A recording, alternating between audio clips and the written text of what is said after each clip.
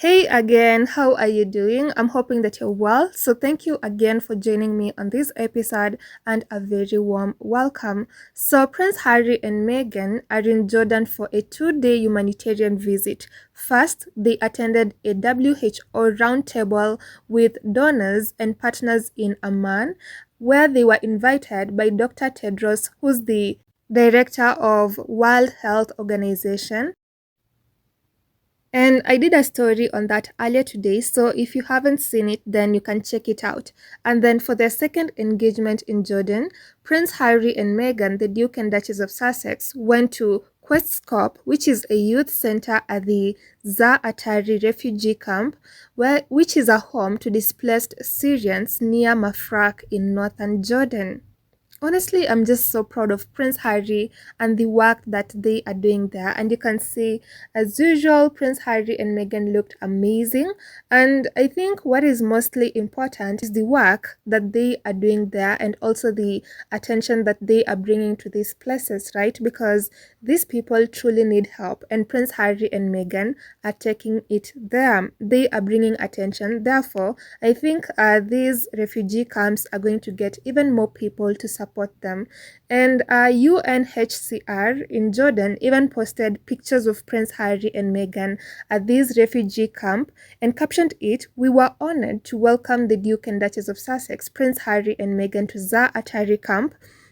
They met young refugees at Questcorp's Youth Center and joined children in football, art, and music, an uplifting moment for the refugee community." Wow, you can see that Prince Harry and Meghan actually joined the children in playing some football. They also did some very beautiful arts, and Harry and Meghan even listened to the music, which I think was being performed by the youth in the camp. So that was actually a very good cause. And another beautiful picture that I thought I'd share with you is this one of Meghan meeting a young refugee from Gaza. I mean, just take a look at their eyes. This is such a cute photo, and you can tell that Meghan connected with this kid, and whatever conversation they were having just seemed to have gone on very well. Yeah, this kid was actually glad to have met Meghan. That you can be sure of.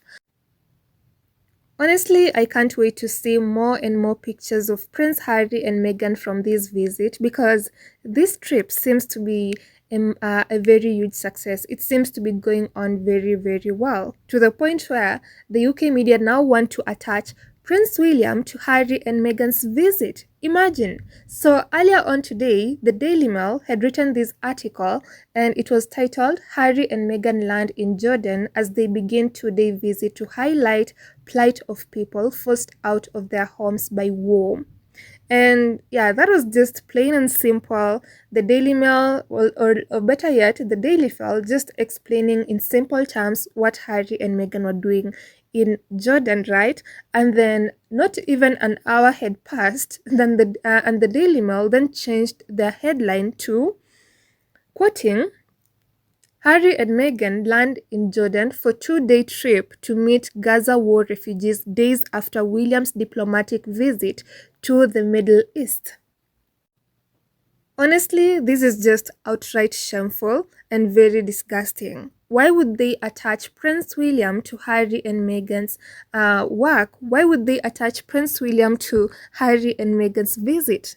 Prince William made his visit to Saudi Arabia. I don't know what he was doing there exactly, but for Harry and Meghan, I know they were there for humanitarian work. They were even invited by the World Health Organization.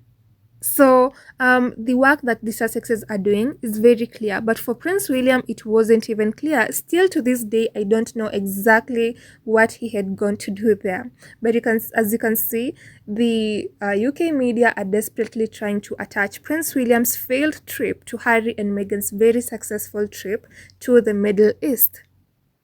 And if their attempt was to try and say that maybe the Sussexes are copying William or something, then that is completely absurd because for the Sussexes, they were actually invited. And this one is even getting more attention than Prince William's own trip. Otherwise, the Daily Mail wouldn't be desperately trying to attach William's trip to them. And then the Daily Mail wrote another article after Harry and Meghan had visited the refugee camp, And this was the headline, still attaching Prince William to them, saying, Harry and Meghan arrived in Jordan for their latest quasi-royal tour visiting Syrian refugees, weeks after William's diplomatic trip to the Middle East. Well, the way they are trying to prop up Prince William by saying that it was a diplomatic trip is actually very laughable. I'm sure if you ask these people exactly what Prince William was doing there, they still wouldn't answer you because all the trips those leftovers make are just purely for PR, nothing more. And still, even with all those efforts to attach his trip to Harry and Meghan's, you can see that the Sussexes are getting more and more attention. Even the Daily Mail themselves know that. That is why on their page, this piece about Harry and Meghan has gotten, as per now, 3.6 thousand comments. Imagine 3.6 thousand comments. And then for Prince William, where they were reporting about him landing in Saudi Arabia, it only has 923 comments, and this was from 9th February. Right now we are in 25th February, almost 3 weeks now, yet it only has 926 comments. Well, these people know exactly what they're doing. They know the attention that Harry and Meghan get, and that is why they always want to make the other royals to ride on Harry and Meghan's coattails, because if they don't, then they're going to fail miserably. And people weren't having it at all. This Daily Mail behavior has become so bad, and SK on Twitter even commented saying, "Ring ring, is that the Daily Mail? Yes sir, okay, can you make sure you add the air in that headline? Okay sir, sure thing, we will update it shortly." 2 hours later is when they made this change in the headline. I'm so sure this was a call from the palace. Definitely, they made sure that they called the Daily Mail and made them change the headline to include Prince William. So, in short, according to these people, Prince William can never stand on his own 2 feet, especially when it comes to headlines and being promoted by the UK media. He can never do that because they know how irrelevant he is and how people basically do not care about anything he does. That is why they always have to attach him to something to do with Harry and Meghan. And someone else who commented on this is Missan Harriman, who's a very good friend of Prince Harry and Meghan too. So Missan, quote, tweeted this post by SK and then commented SMH, that is shaking my head. Yeah, we are all literally shaking our heads because we can't understand how this man is going to be the next king of England, yet he still uses his brother, whom the UK media claim he hates so much, he doesn't want anything to do with them, and yet he's still using them for his own PR, trying to prop up himself or trying to just promote himself by using Harry and Meghan's names. That is absolutely disgusting, and it just makes Prince William look very irrelevant because, yeah, that is what he is. He is irrelevant together with his wife and the other royals. And then someone else even commented concerning this that PR department of William's office called. That is exactly what happened. They obviously made a phone call to the Daily Mail and commanded them to make that change. And then another person, one trip was in collaboration with the World Health Organization. The other one was for reasons unknown. Exactly. That is what I was saying. I'm sure most people still don't know what Prince William was doing in Saudi Arabia. And someone else, William's visit had zero impact on anyone. Exactly. And yet, even right now, the UK media, that is the Daily Mail, is still trying to tell people, please remember that Prince William also visited Saudi Arabia before Harry and Meghan did. But again, they wouldn't have to do this if William was actually very relevant and people noticed everything that he did.